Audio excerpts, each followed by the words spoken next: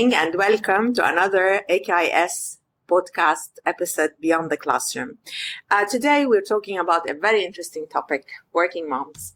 And we are having with us Mrs. Dana today with us to talk about her journey as a working mom, as a principal, as well influencer on the social media as well, talking about so many tips to parents to keep their kids busy and engaged at home. So welcome again. Yeah. And thank you for being with us today. And maybe as a start, just to introduce yourself, please. Hi, so my name is Dana. I'm a mom of three. I have Talia, Laith, and Malik.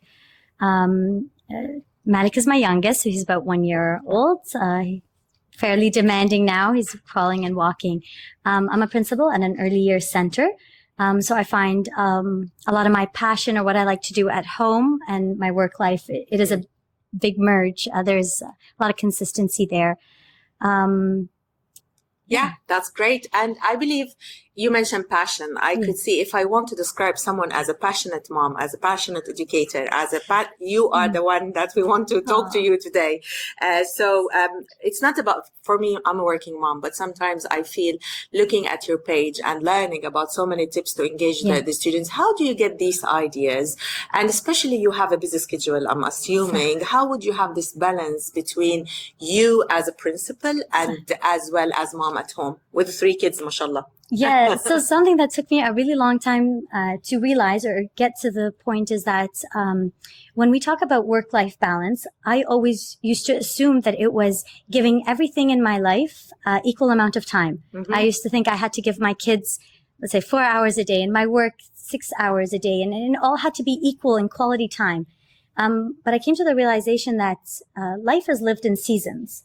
I'll go through seasons in my life where my children demand more of me, and that's okay. And I'll go through seasons of my life where my children are going to demand more and my work might demand more and my professional development and my growth. And that's okay.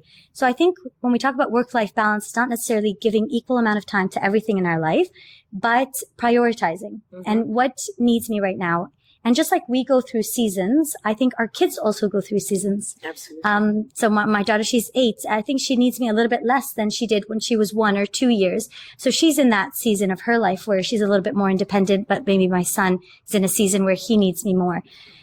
So once we realize that, we have to look at our priorities or look at our life as seasons and see where we're going to attribute our time to. It gets easier because then we can have that compassion for ourselves. So yeah, there were times in my life where I had to prioritize my work and times where I went to this is a very interesting point because whenever I'm asked, how do you balance between work and life? And my answer straight away, no balance. I can't balance between work and life. It's very difficult to balance, but I love the way you described it. It's about seasons. It's about priorities. It's about the needs of the children and about the age as well. So as a mom, how would you develop the character of your kids to become more independent, responsible, respectful, instilling values as well? And because sometimes I would emphasize on this word you used earlier, quality time. So what do you do and how do you plan for it if you do? I guess with this one, the best advice I could say is when I stopped trying to teach them the values and I started to model it. So for example, if for me, that quality of time is very important where they are listening to what I'm saying and I want them to take into consideration the things I say, then I needed to model that for them. So if they walked into the room, I needed to put my phone away. Even though I was in the middle of an email or in the middle of something, I needed to put that away. So I model for them what undivided attention looks like and what, when you care about somebody, you really want to listen to what they're saying. So again, that was a value and I modeled it.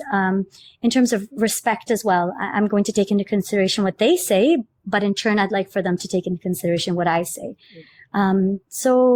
Yeah. Excellent. And do you distribute the roles at home? Like, for example, Talia, mashallah, she's in grade 3 now. Do you distribute roles, responsibilities? Do this for your brother, for example, as an elder sister? How would you distribute the roles at home to help you and support you as well and to build their character?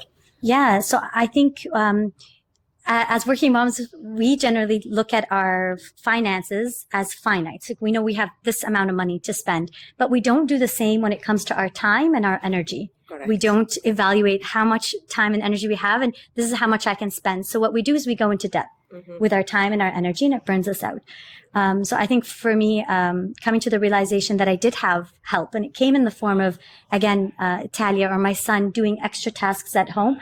Absolutely. We have a community at home. They know that if the laundry has to be done, well, one of us has to do it, and if mama's busy, Talia has to load the laundry. And if Talia loaded the laundry, maybe Laith needs to unload it as well. And then it's natural consequences. So what happens if they don't want to load the laundry? They want to continue playing. Again, they want their favorite shorts or their favorite pants, and it's not ready yet, and natural consequences where they then learn, no, in order for me to have everything I need, I also need to contribute. Yeah. And age appropriate, of course. There's things that my oldest can do that my youngest, of course, I wouldn't be able to expect. But again, modeling and showing that goes a long way. Excellent. So from what you explained, apparently you don't have a helper at home, No. which means that your kids, they organize Yes. everything with you. And this is, I believe, a great opportunity to build independence, responsibility, and showing respect. And they value, I believe, they value the time and the time management, I believe. This is the skills that you built during. Yeah. I think my son, he was coming home with a full lunchbox almost every day. And it really bothered me because, again, as a working mom, it takes me a long time to prepare that lunchbox. So I started asking him to come over and help me prepare the lunchbox. He didn't at first do anything, but he stood there and he saw the amount of time it takes to cut, wash, prepare, and pack everything up. I think it took about a week for him to say, Mama, today I ate my whole lunchbox. And I said, really? He said, yeah, because you put a lot of time into it. And I think that's when it really clicked to him, like how much we do. And if your kids aren't exposed to that or they don't see it because it happens behind the scenes, well, they don't know, like, they're not going to take it into consideration. Yeah. This is important when it comes to studying. Yeah. In so many occasions, I have meetings with parents and they tell me, I have private tutor, I support my son,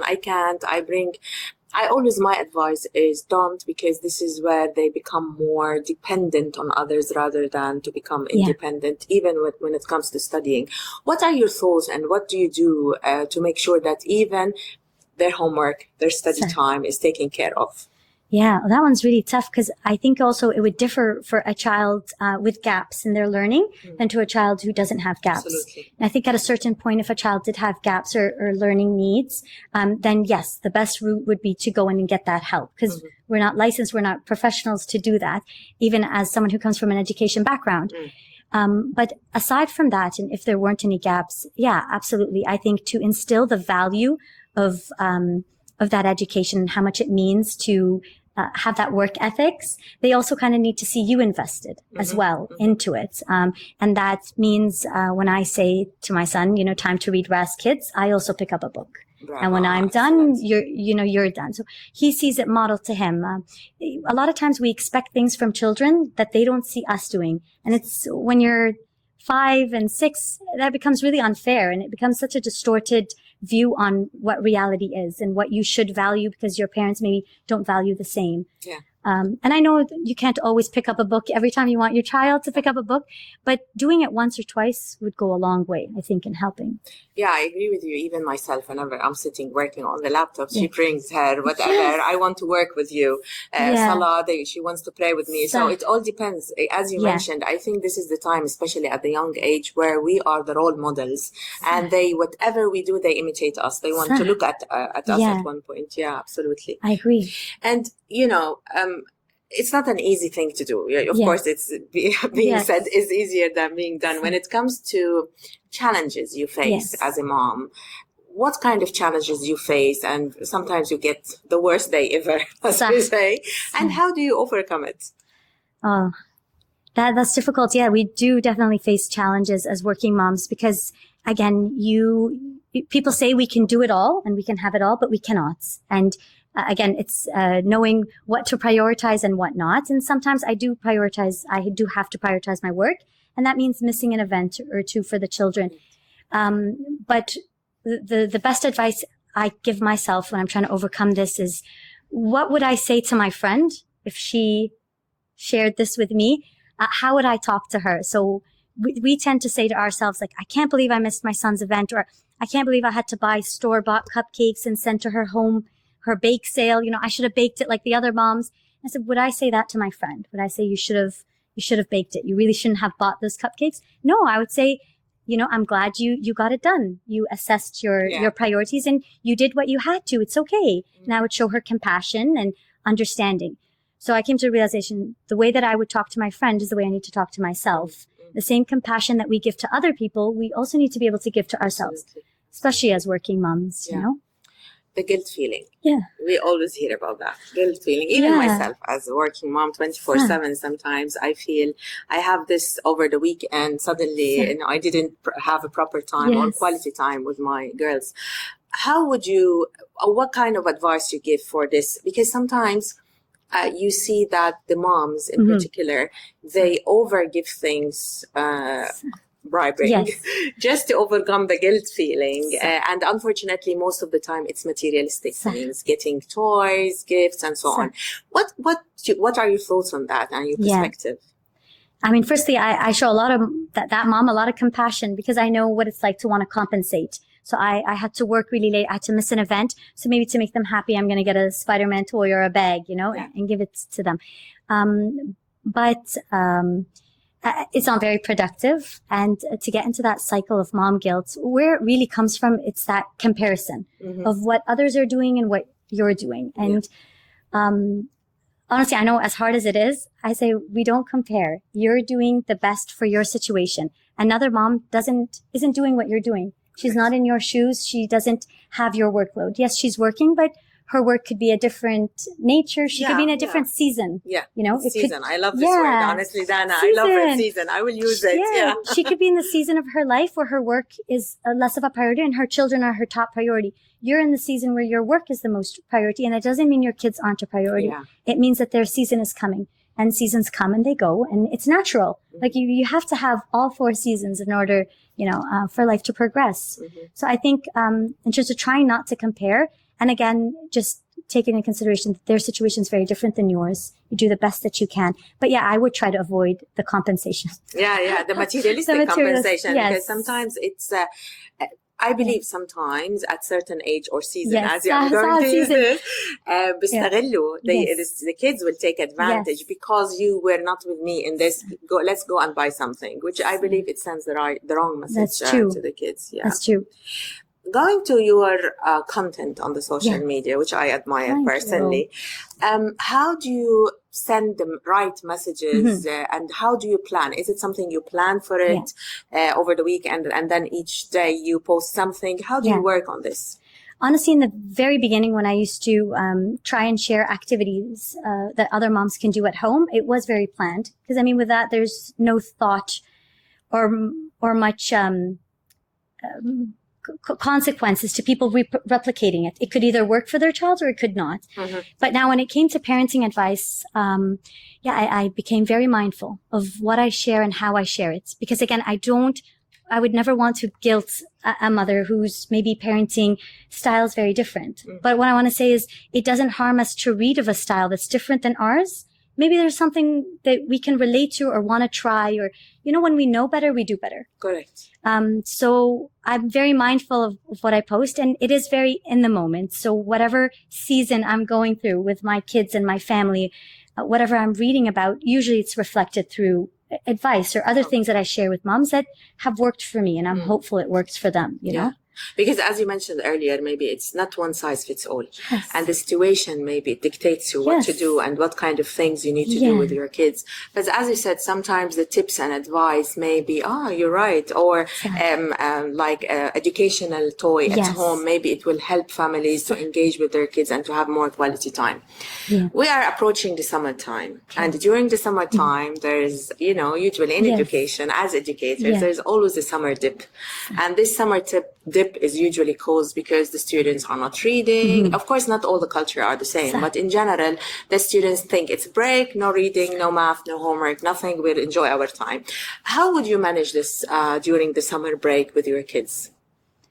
So for me, I prioritize connection and quality time during the summer break. I don't focus on workbooks and numeracy and phonics and all of that. It doesn't mean we don't do it. Yeah, we do it in different ways, but my priority is on that connection and our relationship and the quality time that I don't get throughout the year with them.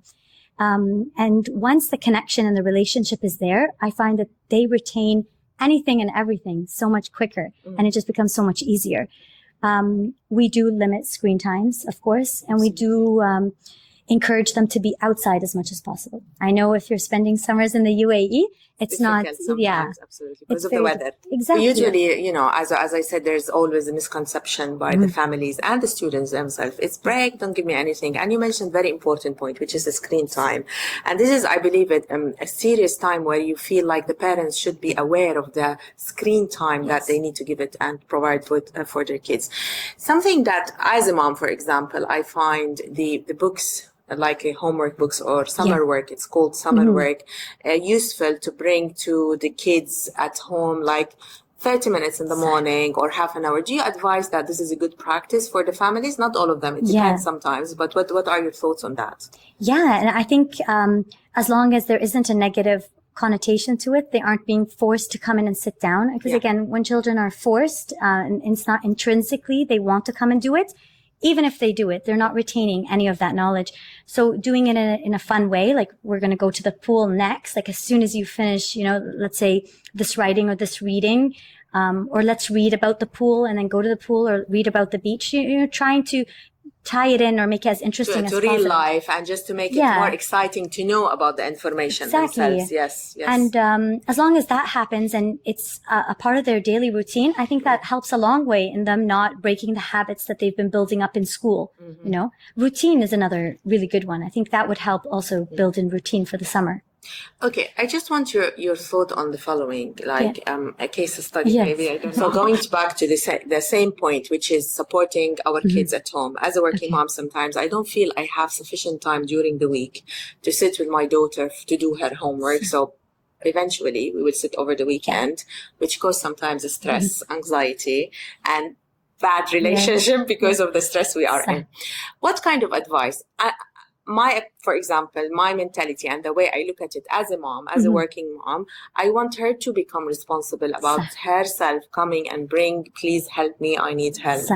Or should we forced to sit and study and you need to get full mark. If you're not getting full mark, we will punish. Because this is as well what kind of things we have, and we hear feedback from the family. My son didn't get, our parents, my daughter didn't get full mark and I punished. But is it, what are your thoughts on that? Because in some times, parents need some tips or advice to know how to handle the situation well.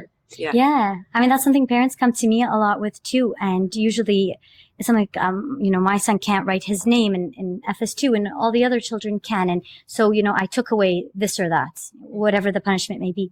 And I say, well, let's say you had a 9-month-old or a 10-month-old and he wasn't walking yet, but you saw another 9-month-old walking. Would you punish him for not walking? Or would you try and see what support he needed in order to walk? Maybe a walker, maybe you holding his hands and guiding him, or maybe you trusting that his body isn't ready yet to walk. And usually it's us trusting that his body isn't ready yet or us giving support. So then we skip a few years and our children aren't able to do things or achieve in the way that we would hope so. And then we turn to punishments or alternative motives to get them to do it.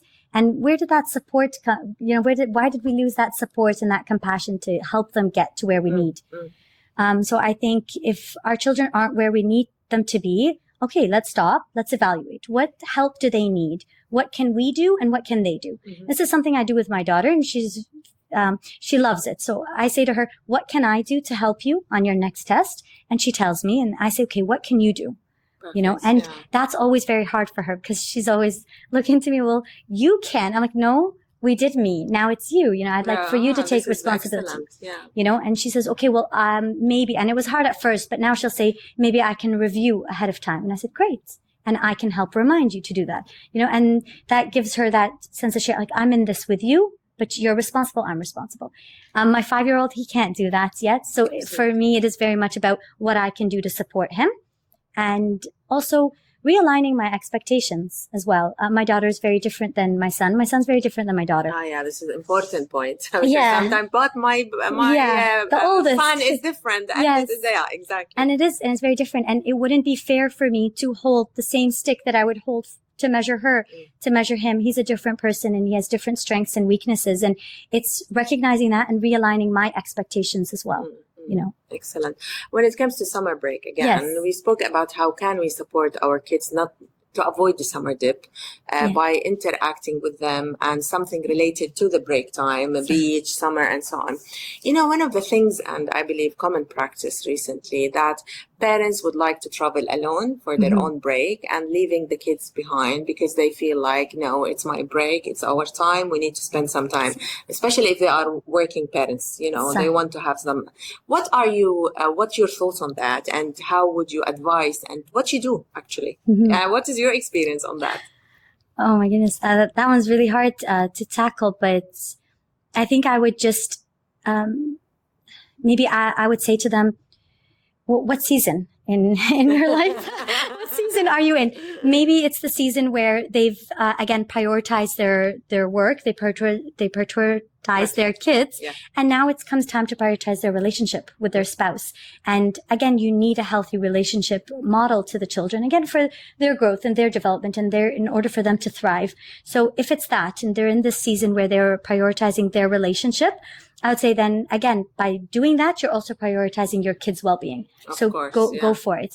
If it's a regular habitual practice, but then again, their season hasn't come for a while, I'd say no, maybe let's relook at where we prioritize our time.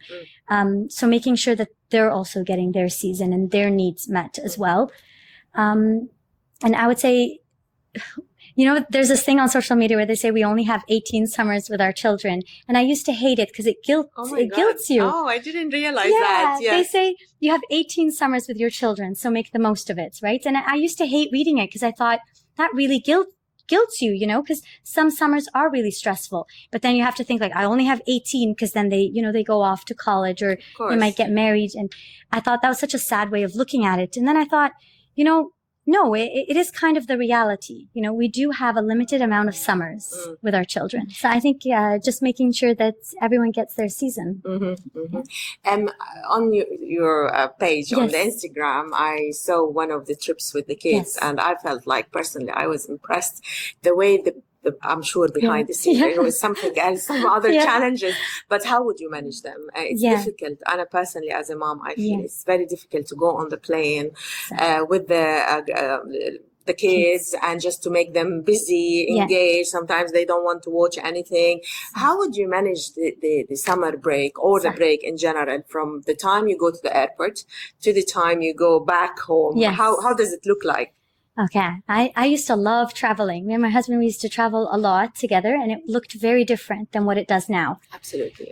So I think it took me a few times traveling with the kids to realize, okay, why I'm not enjoying it is because I keep trying to make it look like it did before them when it was me and my husband, where we could get into the airport early, get a coffee, sit in the lounge, then board our flight last minute and sit down. Everything is okay. And no, it's very different. Now, you know, we're rushing and the kids and we got to make sure the bottles and water bottles and snack boxes are all packed. It's very different.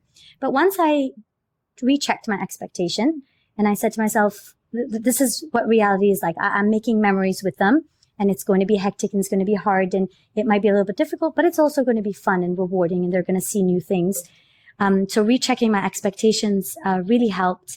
And getting them to be as helpful as possible, I would say, carry their own bags as well and be a part of the experience. So everything is learning for them. We need to check in our bag. What's the weight? Can you read the numbers? Trying to involve them. I find that when you keep your kids busy, they don't keep you busy. Absolutely. So, even in the classroom, the same. If you engage the kids, classroom management is perfect. Exactly. So as long as they're involved, it gets easier. Yeah. Excellent. And, you know, during the summertime, parents may consider changing schools. I'm not happy with this school. I want to have another school for my children. As a parent, especially a working mom, what do you feel the role of a school? Not necessarily, of course, academics, I'm sure. What kind of things you look at as a 3 priorities, for example? What you look at? And for me, that was very important. I set academics aside because I said, no matter what school they go to, they will learn. There's a curriculum in place and they're going to learn what they need to learn. But how they learn it, that's what's going to make a difference. How they feel about learning it or feel about going to that place every single day, that's what's going to make or break their idea of what education is like. So when I was looking for a school, again, I prioritized the community feeling. So when I walked in, how was I treated? And then again, that's going to show me how my children are going to be treated. What does the school prioritize? What do I see hanging? What kind of words do I pick up on that my children are going to see every day? What else? Again, the teachers make a big difference. I say you could shop for the best school, but it's the person that your child's going to spend every single day with that's really going to make an influence on them. But again, choosing the right school helps ensure that you have the right teacher as well, because they're very selective or as selective as they need to be. Yeah, absolutely. And sometimes, as a parent as well, the way as you mentioned, the moment you go to a school, you will have a feel. Yes. This is where I want my kids to be, because academics are there everywhere. Yes. All the schools are teaching, of course, and there's teaching and learning in all the schools. But when it comes to the character, when it comes to the values, the expectations, this is important as parent to consider as well once they choose the school. Going to a very important topic, which is a hot topic now, it came to my mind, honestly. As a working mom, I believe sometimes having WhatsApp group on the on just to send reminders, like sometimes I don't have time to look all the emails, especially my personal email, not the work email. So sometimes I feel those WhatsApp group good reminders for us, but in other cases there are so many WhatsApp group, unfortunately, that they are toxic and poisonous. What are your thoughts on that? And do you feel like this is an important tool of communication among the parents? Does it give the right message to the parents once they ask the question, or is it a personal experience and personal perspective? Yeah. So honestly, even as a principal, I get parents who want me to start these WhatsApp groups. And I always say, we have a means of communication with you. We have reminders that the teachers post on our app and our designated place. And that's where you should go to for information. And they say, but it's hard for me to open it up. And it's hard, but it's a choice, and I get why they want the WhatsApp groups. I think it's a little bit easier for them, one less step they have to take. But again, some groups run beautifully, and some groups, the toxicity comes out where if one parent has a concern with the teacher, rather than taking it up with the teacher, she might put it on the group, egg other moms on. How do you feel? Maybe you felt something, or what do you think of this? And, it goes on. And as a working mom, for me, when I'm not in the school every day, I don't like reading these things because I feel like then it ruins my moods. It ruins the vibes. Yes. And I always feel like if there's something, I know I'm going to know about it. My child will tell me about it. I will feel it during the events and the drop-off times where I am there. But I don't like reading about it. I feel like we do need to kind of encourage parents back into the authorized means, forms of communication. Yes. That's where the information isn't being distorted. It's not being changed or interpreted. Yeah. Sometimes moms don't mean it, but instead of sharing, it's a sharing party tomorrow. They could say, well, it's a snack party, and then it gets distorted into what's the snack, maybe sandwiches.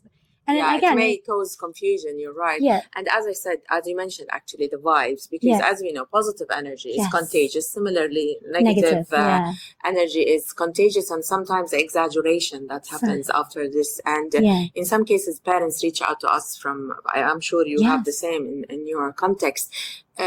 And nothing is happening out of this because, one line and then after that. So, but however, I still believe as a working mom that there is some official channels of communication. It's fine to have WhatsApp group, but just to make sure that there's agreement, standards, expectations, not to cross the line and not to affect the reputation of the school as well as the situation that is happening in the school, as long as there is official communication. So final advice, Dana, to all working moms, or message you would like to send before the summer break, which is approaching soon. What kind of message you would like to tell them? One final advice, I would say, trust yourself. So there's a lot of advice out there. There's a lot of influencers. There's a lot of people who speak to to and about parenting.